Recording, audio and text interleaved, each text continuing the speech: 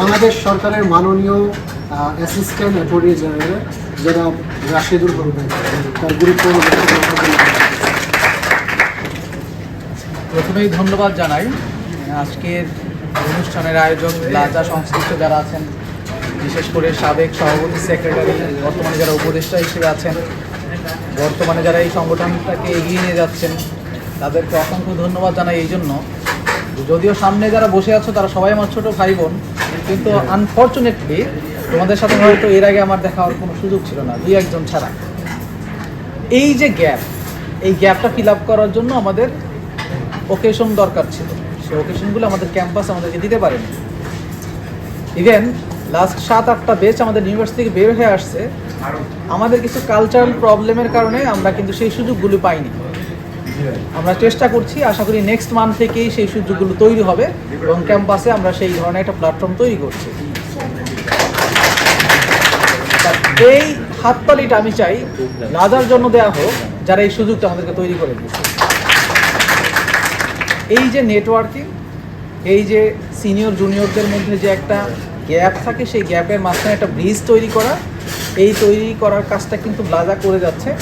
So specially আমি thanks জানাই এই উদ্যোক্তাদের, যারা নিজের খেয়ে অন্যের জন্য কাজগুলো করছে। এই ধরনের মানুষদের আমাদের খুব বেশি দরকার, আমাদের এই লিগ্যাল ফ্রেটার্নিটিতে আরও বেশি দরকার। কারণ এইখানে আমরা যারা আছি আমরা সবাই নিজেকে নিয়ে ব্যস্ত।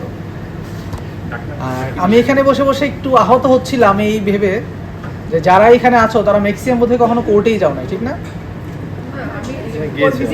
আচ্ছা, আমি ফার্স্ট একটা ছবি দেখলাম, ছবি দেখে আমি শাকিলকে বললাম, শাকিল তাহলে তোমরা কি কোর্টে গেছিলা? বললো হ্যাঁ ভাই।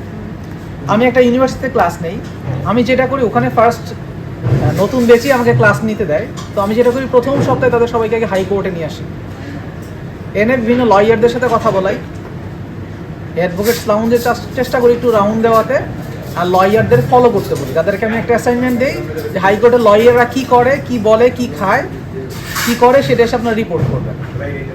এবং আমি দেখি নেক্সট ক্লাস থেকে অনেক ছেলে মেয়ে আছে যারা জীবনে কখনো লয়ার হইতেই চায় না, তারা এখনো লয়ার হইতে চায়। এর একটাই কারণ হলো তারা কখনোই জানতো না লয়ার কি করে, লয়ার খায়, ঘুমায়, নাকি শুধু বটতলার নিচে দৌড়ায়। সো এই আইডিয়াটা আমাদেরকে জগন্নাথ দিতে পারে না। কেন দিতে পারে নাই? সবচেয়ে বড় কারণ হলো আমাদের জগন্নাথের যারা টিচার ছিল, শুরু করছে আক্কাস আলী স্যার, তারপরে এসে মাসুম বিল্লাহ স্যার, যাকে মনে হয় আপনারা পান নাই, তোমরা কি পাইছো? আচ্ছা, মাসুম বিল্লাহ স্যারকে কিছুদিন পাইছো, শফিকুর রহমান স্যারকে পাও নাই, স্যার 2016 সালেই চলে গেছে অস্ট্রেলিয়াতে। দেন যাদেরকে পাইছো তারা একজনও লয়ার হতে চায়নি।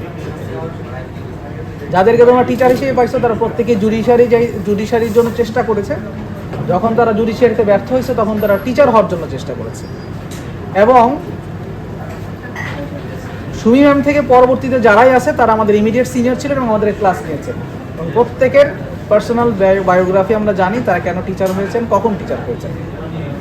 এই যে আমি যা হতে চাই নাই তা হতে চাওয়া, এই বিমুখতা থেকেই আমরা চাই সবাই জুডিশিয়ারিতে যান।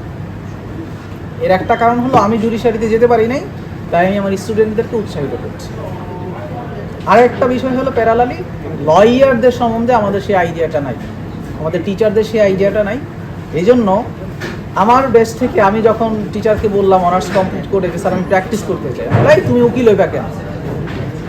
সো প্রথম দিন স্যার আমাকে ডিমোটিভেটেড করছে। 10 বছর পরে 5ই আগস্টের পরে স্যার আমাকে ফোন দিচ্ছে, আসলে তোমার সাথে একটু জরুরি কথা আছে। কেন স্যার? আমি খুব প্রবলেমে আছি, একটা লিগ্যাল প্রবলেমে পড়ছি, তোমাকে একটা সলিউশন করতে হবে। স্যার আপনার অনেক স্টুডেন্ট আছে যারা জুডিশিয়াল অফিসার, তাদের হেল্প দেন। তো আমি বলতে যাচ্ছি বিষয়টা এরকম যে টিচার হিসেবে আমাদের উচিত আসলে সবাইকে এনকারেজ করা।